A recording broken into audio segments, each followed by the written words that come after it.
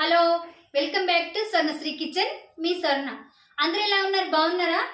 నేనైతే చాలా చాలా బాగున్నాను. మీరందరూ కూడా బాగుండాలని నేను మనస్ఫూర్తిగా అయితే కోరుకుంటున్నానండి. ఈరోజైతే నేను దొండకాయ కర్రీ చేస్తున్నాను. దొండకాయ టమాటో కర్రీ అండి. అయితే నా స్టైల్లో నేను చేస్తున్నాను. చాలా అంటే చాలా బాగుంటుంది.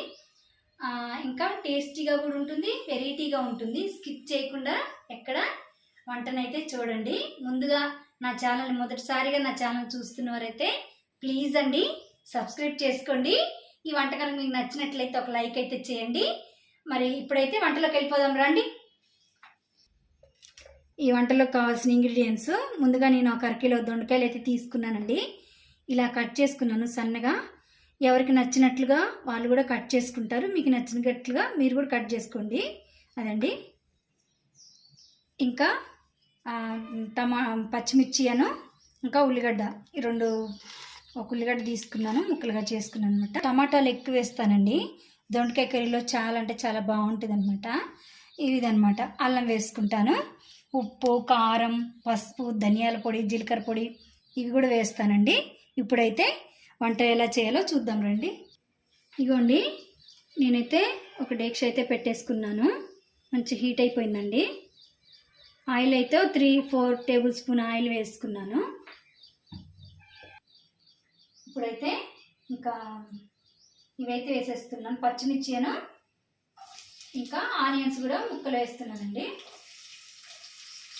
ఇవి కొంచెం మంచిగా కొంచెం మగ్గాలన్నమాట.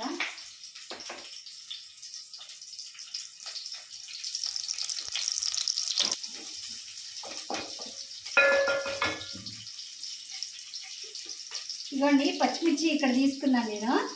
అయితే ఇవి టమాటా పచ్చడిలోకి అనమాట. టమాటా పచ్చడి కూడా మన స్వర్ణశ్రీ కిచెన్లో వస్తుందండి నెక్స్ట్ బ్లాగ్లో. ఇది అయిపోయినాక అది కూడా ఇంట్రెస్ట్ ఉన్న వాళ్ళు అయితే చూడండి.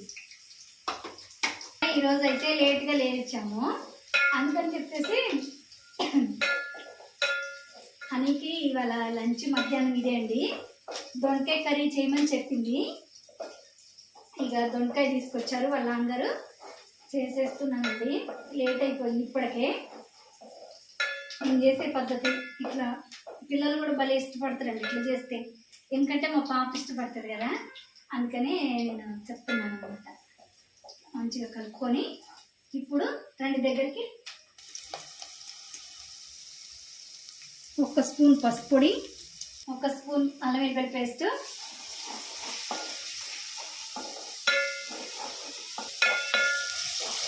ఇస్తున్నాను. అల్లం వెల్లుల్లి పేస్ట్ మంచి వాసన రావాలండి. అప్పుడు తాలింపులో దొండకాయలు వేసుకోవాలి, అప్పుడు బాగుంటుంది అన్నమాట. మంచిగా వచ్చినాయి. తాలింపు వేస్తున్నాయి. ఇంకా దొండకాయలన్నీ వేసుకోవాలి.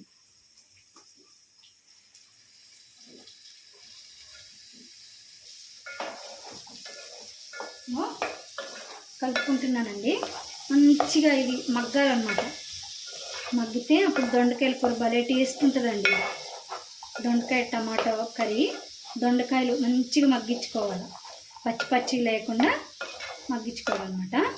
ఇక మా పాపకి ఎప్పుడైనా కానీ నేను రోజుకో గుడ్డు అయితే పెడతానండి. ఆడపిల్లలు కదా, బలంగా ఉండాలి వాళ్ళు, మంచిగా ఉండాలని చెప్పేసి రోజుకో గుడ్డు నేను లంచ్ బాక్స్లో కానీ మార్నింగ్ కానీ ఇలా వేసి పంపిస్తాను అనమాట. తనకి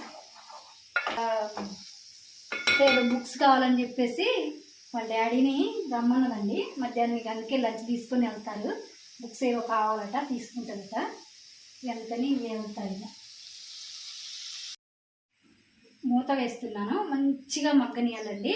మగ్గిన తర్వాత అప్పుడు నేను చూపిస్తాను అనమాట.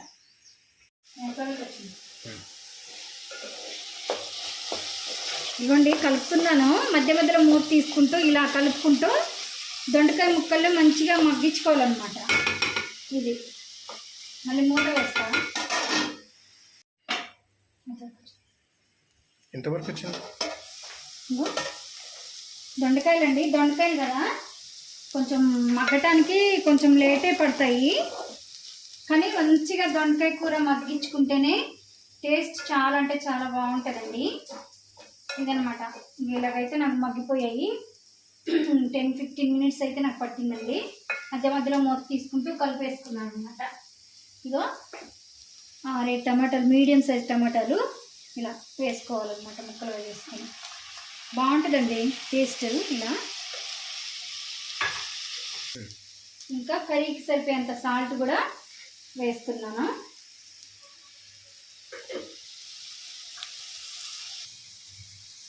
కారం వేస్తున్నానండి.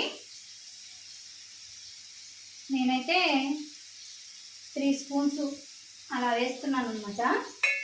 మీరు తినేదాన్ని బట్టి స్పైసీనెస్ మీరు వేసుకోండి. మేము కొంచెం స్పైసీ అంటే కారం ఎక్కువే తింటాం అనమాట. ఇప్పుడైతే మంచి కలుపుకుందాం. మస్తు ఉంటుందండి టేస్ట్ అయితే, చాలా అంటే చాలా బాగుంటుంది. చూసారు కదా, మంచిగా ఇలా కలుపుకున్నాక ఇప్పుడు టమాటాలన్నీ మంచిగా మగ్గిపోయే వరకు ఇక మూత వేసుకొని మగ్గించుకోవాలి.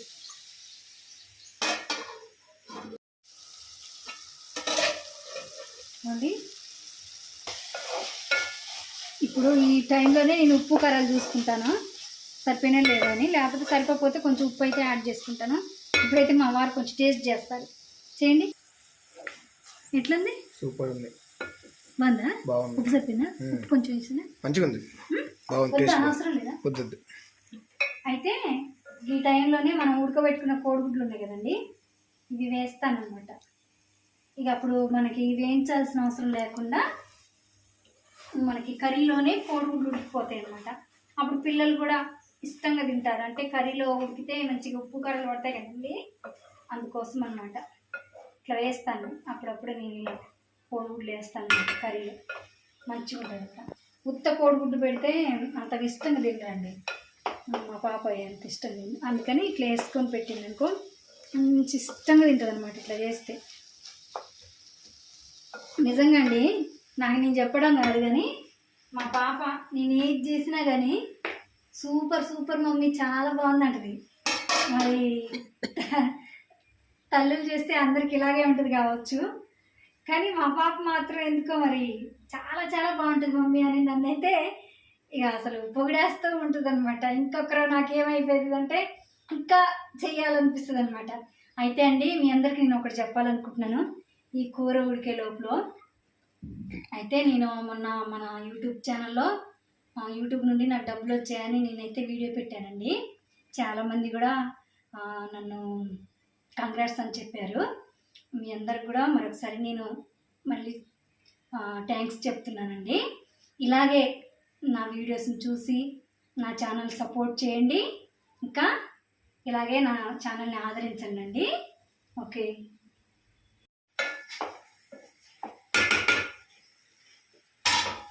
ఆల్మోస్ట్ కూర అయితే అయిపోయింది అనమాట. ఇక కంప్లీట్ అయిపోయినట్టే. సూపర్గా ఉంది. టేస్ట్ కూడా చాలా బాగుందనమాట. నేను టేస్ట్ చేశాను.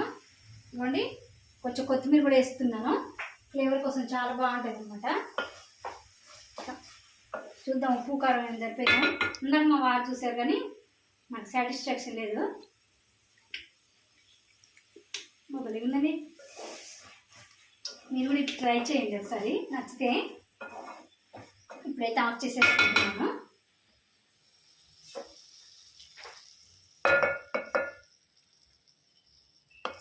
మా పాపకైతే ఇంకా లంచ్ అయితే కట్టేస్తున్నాను. అన్నం పెట్టిన.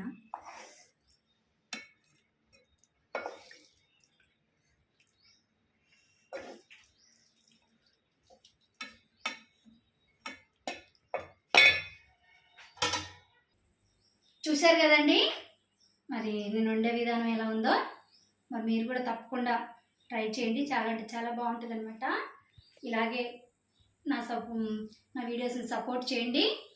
మరిన్ని రెసిపీస్ కోసం స్వర్ణశ్రీ కిచెన్ అయితే సబ్స్క్రైబ్ చేసుకోండి, లైక్ చేయండి, మీకు తెలిసిన వాళ్ళకి మీ రిలేటివ్స్కి షేర్ చేయండి. మరొక కొత్త రెసిపీ తోటి మళ్ళీ మీ ముందుకు వస్తాను. అంతవరకు బాయ్ అండి.